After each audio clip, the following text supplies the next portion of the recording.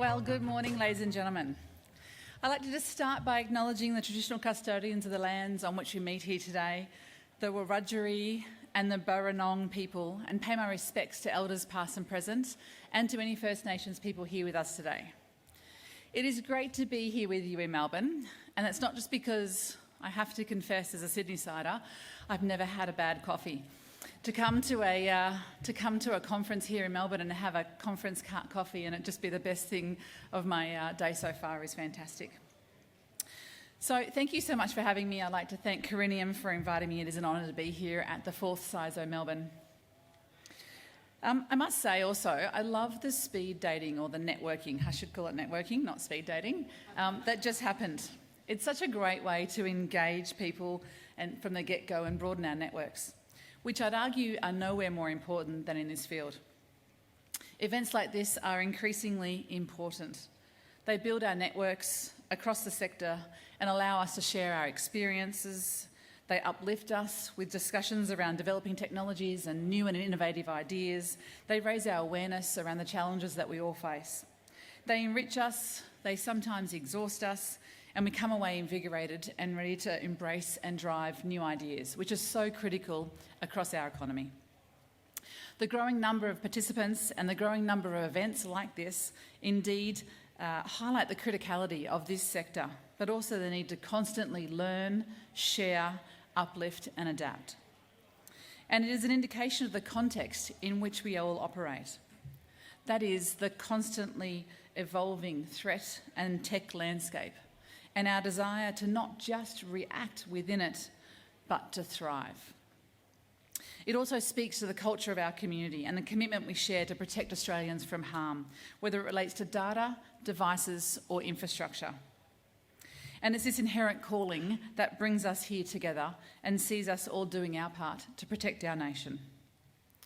As the National Cybersecurity Coordinator, I support the Minister for Cybersecurity to ensure that the Australian economy is, to the maximum extent possible, both cyber secure and cyber resilient.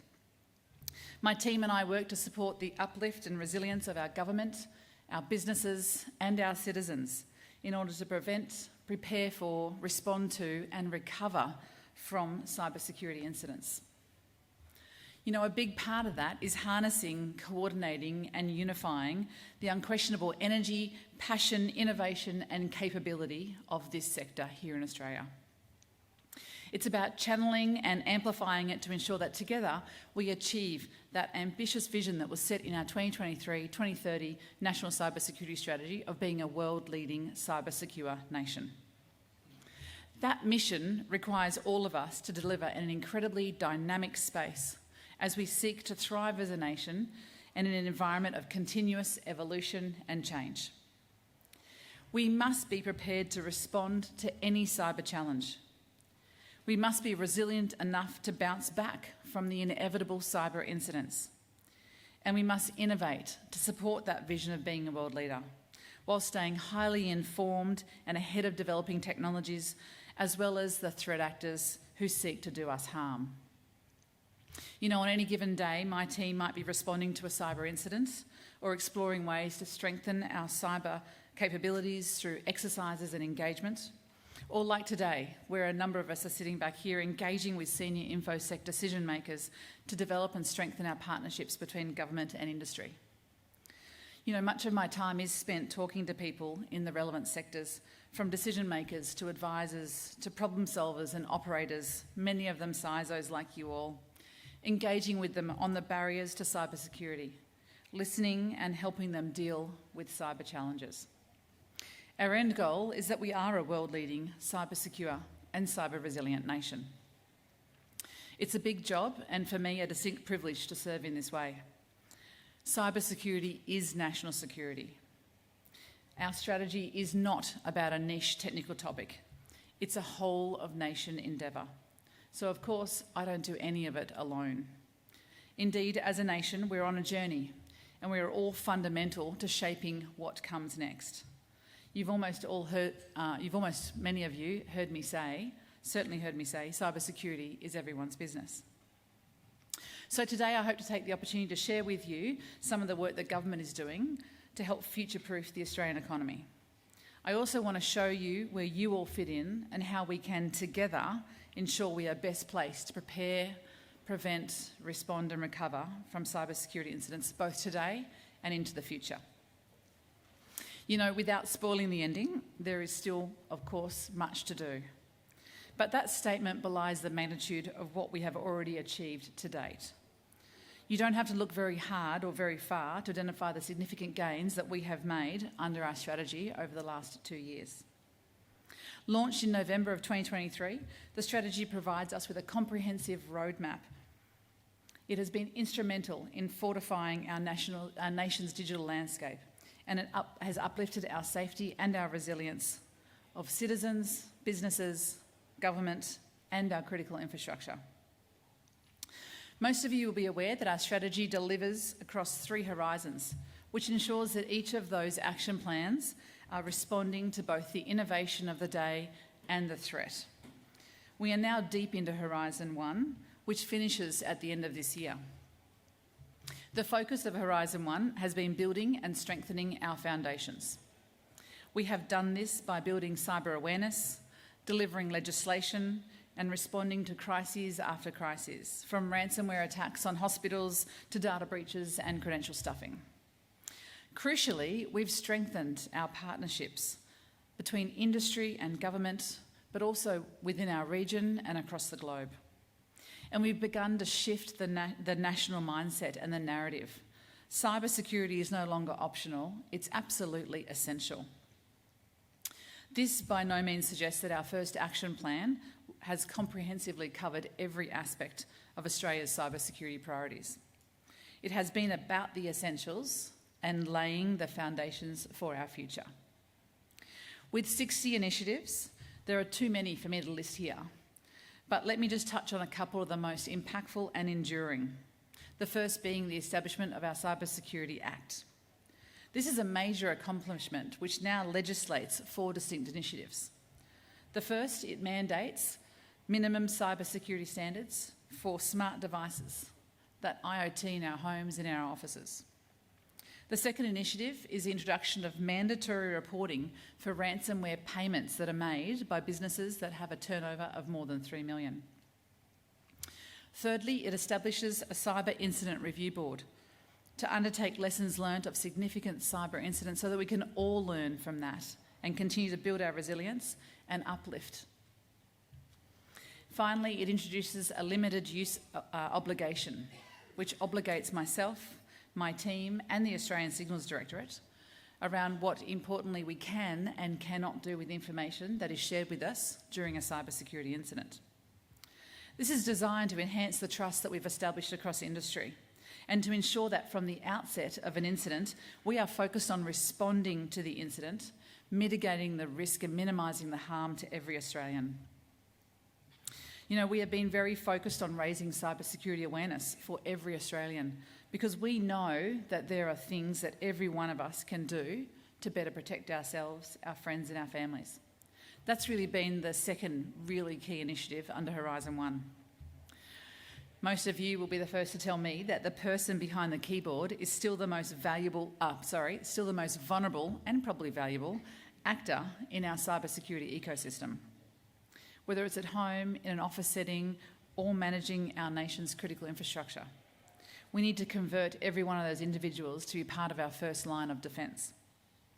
So that's a great segue for me to highlight the next phase of our Act Now, Stay Secure campaign. This is a key feature of Horizon 1. I hope by now that you've seen it on TV or on social media, and I hope that it resonates with you and your loved ones. If you haven't seen it, the campaign really focuses on 3 very distinct actions that help us all be more secure. I know you all know this, but it's a message that I ask you to continue to share. At its simplest, the campaign focuses on always setting up multi-factor or 2-factor authentication, using unique and strong passphrases for every single account, and installing all software updates as soon as they're available to keep your devices secure. They're so simple, and every time I stand in front of a technical professional audience, I feel somewhat silly saying it, but I also know incredibly smart and capable people who aren't doing this. And I know that every time we manage an incident, they are largely proven to be unavoidable when we've done one of these three things. This is a significant priority for all of us to raise the cybersecurity awareness of our nation. It's no longer a technical topic, it's a whole-of-nation conversation, and it has to be part of our cultural transformation in this space. You know, across Australia, we are known for a very strong physical security culture. We're road safe, we're sun smart, we watch out in our neighbourhood to protect our kids and our neighbours. But we now fully live in a digital world, and we need to translate and transfer that culture accordingly. I hope that everyone in this room is having those conversations. Having the conversations with your loved ones, with your colleagues, with your employees, with your supply chains, with your customers. This is how we ensure that we all take the simple steps we know will make us all collectively more secure. So please go to actnowstaysecure.gov.au. Send your kids there, send your parents there. Let's keep us all safe. So moving on and looking across those 60 actions, under Horizon 1, they've been really vast and comprehensive. But as I said, we in government don't do it alone. This has truly been a national strategy, and our public-private partnerships have arguably been the jewel in our crown. Whether it be in the face of an incident, as we seek to minimise harm for our citizens, or in the various forums that we've established to drive greater information sharing and collaboration, government and industry are each bringing our own strengths to this challenge, and we are focusing on what each of us does best. You know, two of the most impactful public-private forums that we have established are the Executive Cyber Council and the National Cyber Intel Partnership. Each of these forums oversees a number of working groups where we actually seek to establish and test best practice across different challenges that we all face within the cybersecurity ecosystem. The Executive Cyber Council, or the ECC for example, comprises some of Australia's largest businesses and convenes 4 working groups to deliver on these priority areas. Their remit includes hardening the cyber defences for small and medium businesses, uplifting Australia's sovereign cyber capability, creating sustainable pathways for the future of our cybersecurity workforce, and collaborating on challenges and opportunities around emerging technologies. The National Cyber Intel Partnership consists of industry leaders and cyber experts that have the ability to identify and share and block cybersecurity threats. Participants convene, and we have a number of working groups and pilot initiatives that bring capabilities to bear that rapidly detect, respond and then block cyber threats across our economy with the view of really preventing them from reaching their end users. You know, our threat actors are not bound by geography. They move fast and they proliferate their success within a sector when they have success, and then they move across sectors. So we're working really hard to outpace them and to evolve the capabilities that we need to do so. It is through these initiatives and so many more that we are working to future-proof our economy so that we can be better placed to safely embrace the opportunities of the future. You know, all 60 initiatives under this plan will be delivered, established or sustained by the end of this year. But the truth is they are just the foundations and not the finish line. We must continue to evolve because we know for certain that our threats are absolutely doing so. As a nation, we continue to face cyber threats that are increasing in complexity, scale and sophistication. The most recent threat report from the Australian Signals Directorate, which I'm sure you've all read, and we're looking forward in the next few months to seeing this year's threat report, but it continues to outline that state-sponsored cyber threat actors along with cyber criminals remain a challenge for us all. The report continues to show that a cybersecurity incident is reported once every 6 minutes, but we also know that not every incident is reported, so we think this might be the tip of the iceberg. While the self-reported cost of cybercrime is down overall for businesses this year on last year, the cost for small businesses actually increased. It's up 8% to close to $50,000. And the cost for individuals is also up 17% on last year to just over $30,000. I don't know about you, but I'm not sure any small businesses or individuals can be risking that. You know, and most businesses in Australia are actually categorised as small businesses. As you can imagine, they don't have dedicated IT security functions, let alone the capacity to respond to an incident on their own. And our adversaries know this. Cybercriminals are responsive and adaptive. They capitalise on opportunities and they will continue to evolve, especially as technology continues to advance. We expect the ranks of threat actors to swell even further, with the growth of malware as a service and off-the-shelf tools, DIY cybercrime, all being proliferated, and the cost of entry, we know, is relatively low. A threat actor has to get it right once. We have to get it right every time. You know, recent acts of malicious cybercrime highlight how relentless our adversaries are and how vulnerable we potentially can be. And while Australia has seen the dark side of significant cyber incidents such as Optus, Medibank and now Qantas, we are yet to see a catastrophic incident that impacts multiple critical infrastructure sectors at once. All of us here have a role to play in preventing this from ever happening. So looking ahead, Horizon 2 will begin next year. It spans 2026 to 2028 and we will continue to partner across government, industry and academia to strengthen our efforts, our maturity and scale that which we are doing. You know, Horizon 2 is where we move from planning to performance, from building to embedding and from reacting to resilience. Horizon 2 will of course see us still focused on our 6 shields. They exist in the strategy, you will recognise them: strong businesses and citizens, safe technology, world-class threat sharing and blocking, protected critical infrastructure, sovereign capabilities and regional resilience and global leadership. For our citizens in Horizon 2, we will continue to drive cybersecurity awareness and education at all levels.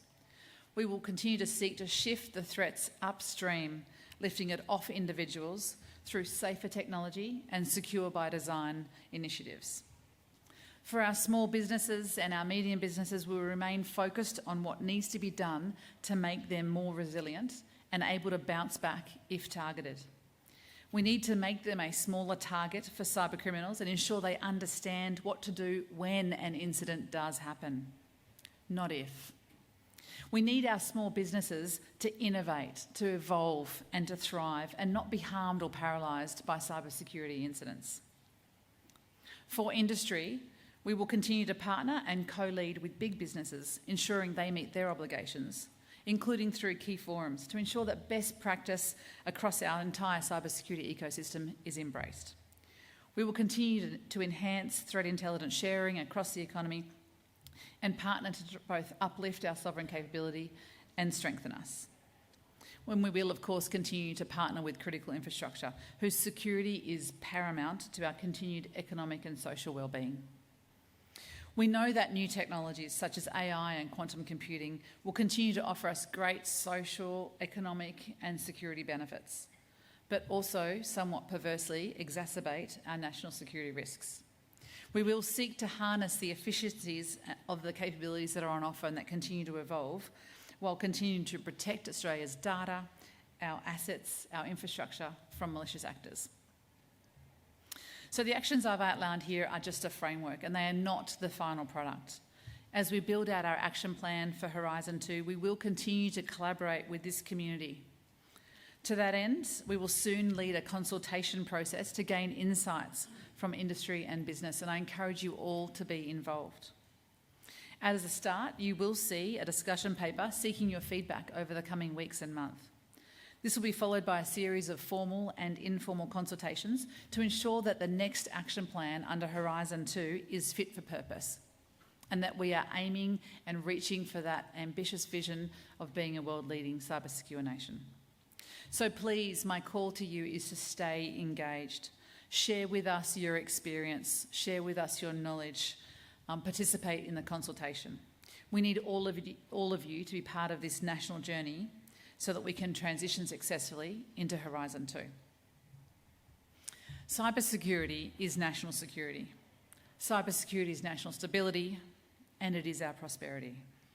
We want as many people as possible to partner with government and be involved in this next phase so that together we can help shape the strongest possible future. Because the difference between a secure nation and a vulnerable one is measured in the actions of all of us, be it business leaders, government leaders, security professionals, and our individual citizens. Horizon 2 is about building resilience before the next breach and not after. It's about normalising good security and not exceptionalising it. It's about reminding every Australian, from the smallest business to the biggest agency, that cybersecurity is not someone else's job. So we all have much to do, but together and with the collective goodwill of industry, business, government and academia and our full community, we can keep Australians safe, protect our future and comprehensively deliver on that vision of being a world-leading cybersecure nation. With that, I thank you so much. I look forward to working with you and I hope you enjoy the rest of the conference here today.